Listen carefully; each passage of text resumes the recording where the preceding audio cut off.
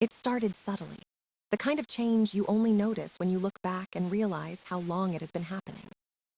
Emily used to leave her phone anywhere, on the couch, on the counter, face up without a second thought.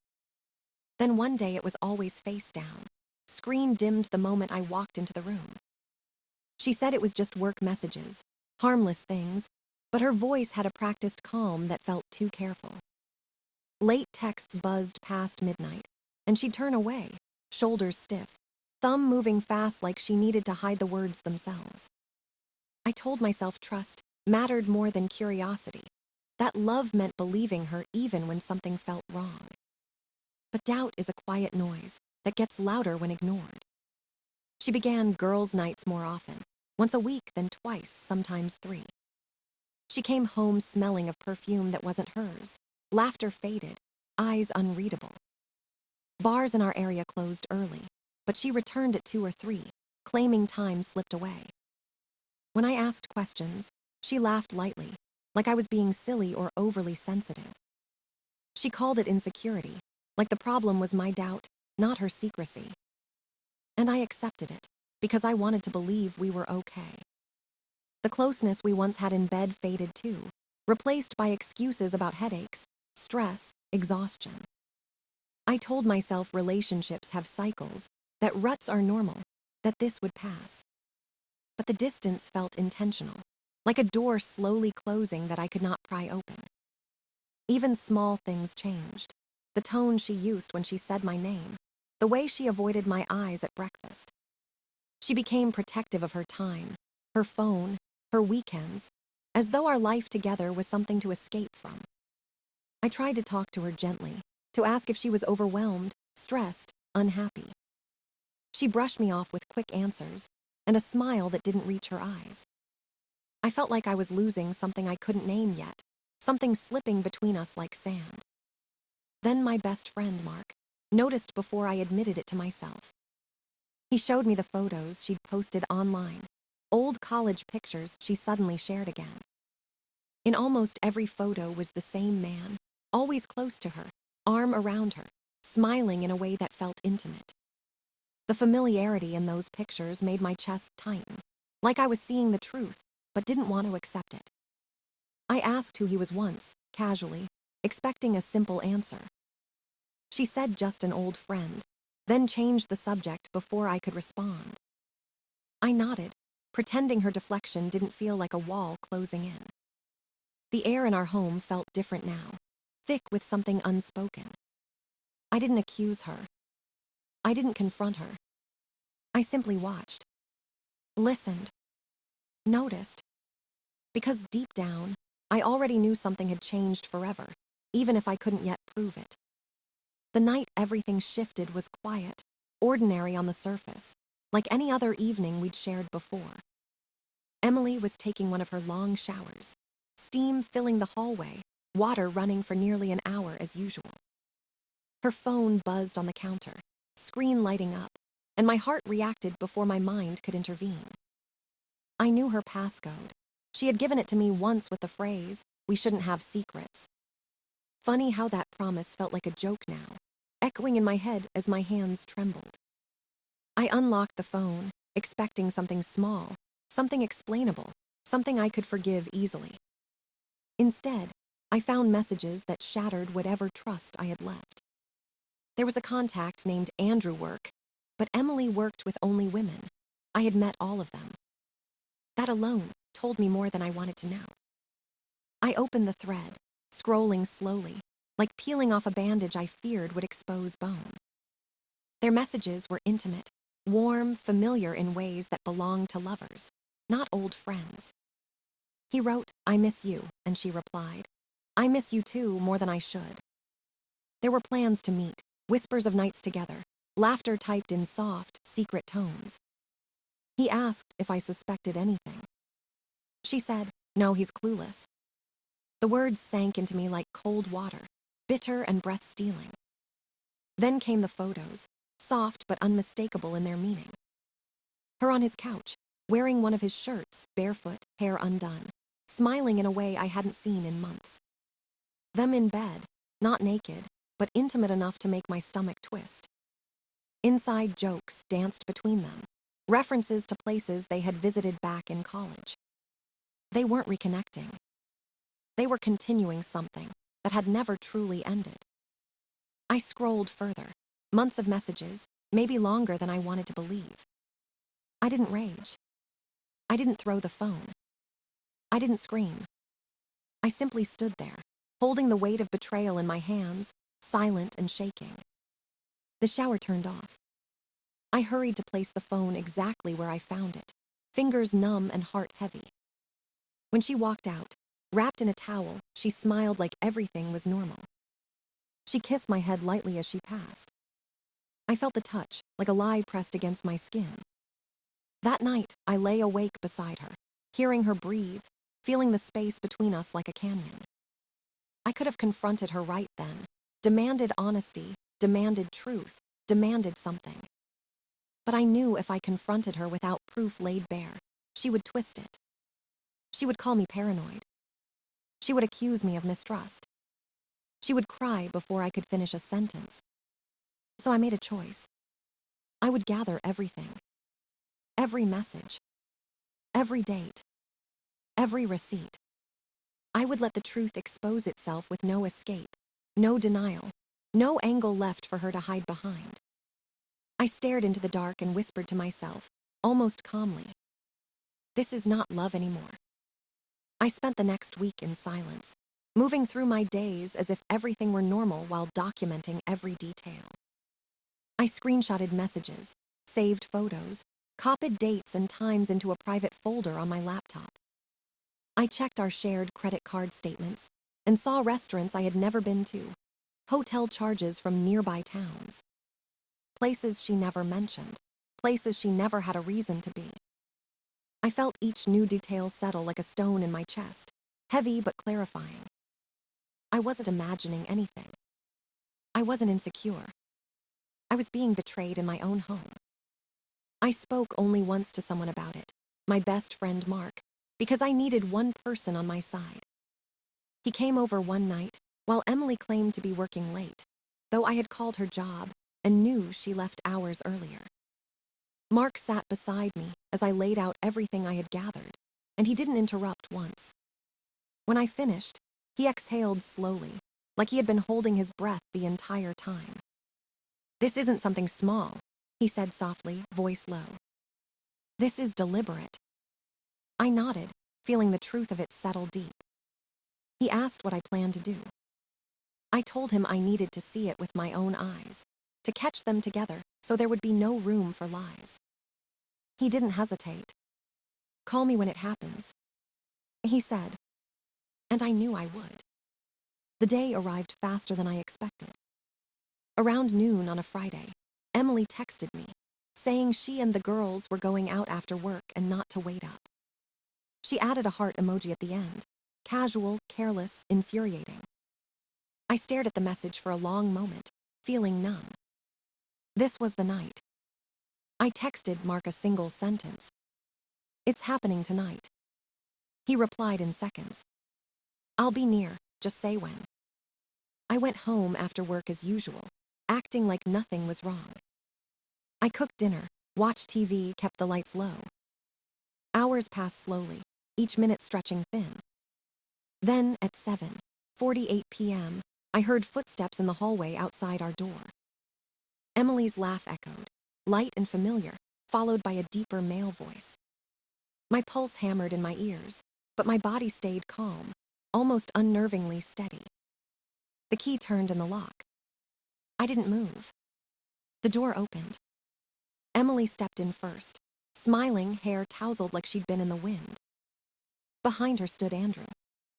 The same man from the messages, the photos, the memories she never let go of. They both froze when they saw me sitting on the couch, remote in hand, like I had just paused a show to greet them. Emily's face went white. Andrew's mouth opened, but no sound came out. No one spoke for a moment. It was the kind of silence that feels sharp, like glass. Then I stood up slowly, calm, controlled, steady. "Emily," I said, voice even, "would you like to explain what's going on?" And in that moment, everything began to unravel exactly as I knew it would. Emily recovered faster than I expected, faster than anyone should after being caught that clearly. Her shock twisted into anger, sharp and sudden, as if indignation could erase reality. She stepped toward me, pointing her finger like I was the one who had walked through the door with someone else. "Why are you home?" she demanded, as if that question held some kind of defense. I stared at her, stunned by the audacity. "This is my home," I said quietly, each word steady, controlled. Andrew stood behind her, shifting awkwardly, eyes flicking anywhere but mine. He looked like he wanted to disappear into the floor. I turned to him. "And you?" He opened his mouth, but Emily cut him off before he could speak. "He's just a friend," she tried, voice rising too fast, too high, too obvious. "A friend you've been meeting at hotels." Her face flushed, but she didn't answer that. Instead, she went for the attack. "You went through my phone, didn't you?" There it was. Not remorse. Not guilt. Just deflection. Manipulation in its purest form. "I looked because you stopped acting like someone who had nothing to hide," I said. Her voice cracked into a scream, sharp and rehearsed, desperation bleeding through the edges. "You're controlling. You're dangerous. I don't feel safe with you anymore." That sentence was designed to destroy me. I saw it instantly. The preparation. The practiced victimhood. Then, before I could speak, she grabbed her phone and dialed 911. Her breathing shifted, shaky and dramatic like she had rehearsed this in a mirror. "Yes, I need help," she said, voice trembling now, tears forming on command. "My boyfriend is threatening me. I'm scared. Please hurry." Andrew stared at her, horrified, like he finally realized the person beside him was not who he believed she was. I stepped back, raising my hands slowly, and began recording with my phone. My voice was calm, almost cold. "For the record," I said, "I have not touched her, I have not threatened her. I am standing over 6 feet away." Emily screamed at me to stop recording. But I didn't. We waited in silence after that.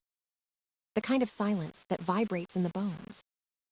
Then sirens approached, red and blue reflecting against the walls like the room itself was holding its breath. 2 officers entered, professional and alert, eyes moving between the 3 of us. One of them asked me to step outside. I complied immediately, phone still recording, hands visible, calm. I told them the truth. I showed them the video. I explained the situation, without raising my voice once. The officer listened carefully, his face unreadable but attentive. Inside, I heard Emily trying to speak over Andrew, reshaping reality as if she could dictate truth through volume alone. But lies crumble fastest under spotlight, especially when the foundation is already cracked. The officers separated us, one staying inside with Emily and Andrew, while the other spoke with me in the hallway. I handed him my phone, showing the video of Emily's call and my distance from her during the entire argument. He watched carefully, pausing once to glance at me, his expression thoughtful, not rushed or reactive. Then I showed the screenshots, the hotel charges, the messages, the timeline I had documented meticulously. He didn't comment on it, but his silence felt like acknowledgement, like the pieces formed a clear picture now. He asked one question. "Is Andrew allowed to be here?" "No," I answered simply. "He was never invited. This is my home. She brought him without permission." He nodded once, then stepped back inside. I waited in the hallway, hearing muffled voices through the walls, Emily's tone growing increasingly frantic. Her performance was starting to crack now, her voice breaking in ways she didn't intend. Then the second officer asked Andrew for ID. His hands shook as he pulled his wallet out, passing it over like something fragile. The officer stepped aside and spoke into his radio, his voice low and calm. A moment passed, then his posture shifted completely. He straightened, looked directly at Andrew, and his tone changed to something firm, decisive. "Sir, place your hands behind your back." The silence that followed felt unreal, almost suspended. Andrew's face, drained of color, as if his blood fled all at once. "What? Why?" he stammered, voice cracking. "There is an active warrant for your arrest," the officer said, each word measured. "Failure to pay child support, multiple counts." Emily gasped like her entire world had split open in a single breath. She rushed forward, reaching for him, but the officer blocked her calmly with one arm. "You're making a mistake. He handled it. He told me it was resolved," she screamed, voice breaking.